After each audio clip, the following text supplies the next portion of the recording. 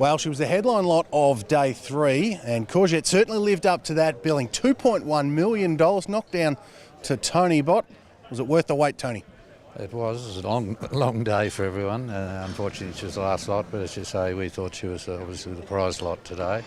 That's the only one we bought for our syndicate farm at Evergreen Stud up in the Hunter Valley.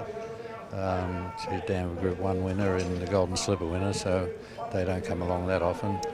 She wasn't originally in the book. What did you think when you heard that she was going to be sold here? Well, she wasn't initially on our list because, as you say, she wasn't in the book, but I only found out, like everyone I suppose, just virtually when we arrived.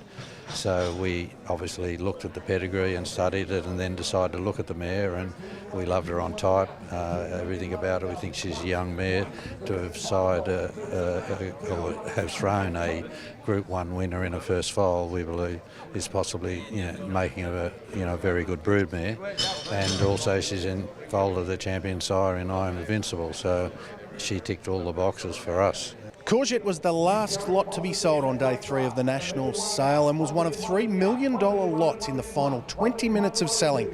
The first of which was Marianne, who sold for $1.1 million to Coolmore Stud. She's a quality mare. She's she's a lovely mare, and it's a good page, and the team were very keen on her all week, so we're just delighted to have her, and we'll take her home. She's in foal to I'm Invincible. Have you thought about who might be suited to her down the track?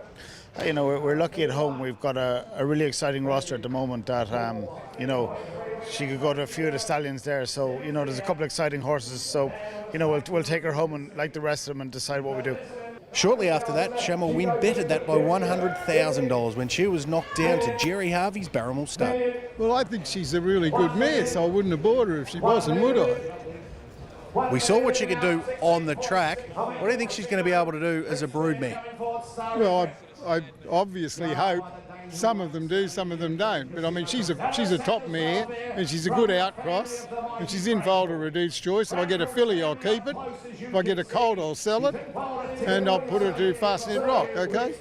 Sounds like it's going to work out perfectly. Best of luck. We'll wait and see. A frantic finish to cap off yet another massive Magic Millions national broodmare sale, which not surprisingly had organisers delighted. Sensational end of the day, wasn't it, Brad? To have $3 million lots, a 2.1, a 1.2 and a $1.1 million lot to end out the day. It was fantastic theatre, and it kept people around right to the end on a long day. You don't find, as I said, I've been saying all week, the dam of a Golden Slipper winner, young mare that looks like she does in foal to our champion stay and I'm Invincible.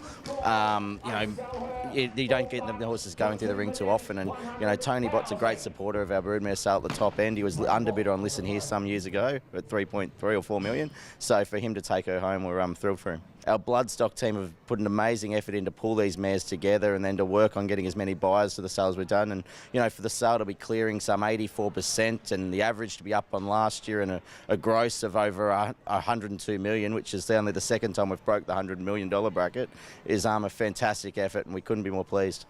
Just continues the status of this sale as the best of its kind here in Australia? That's right. This is the epicentre in the Southern Hemisphere for breeding stock. We had a strong weanling sale, and to end out our broodmare sale in this manner is fantastic.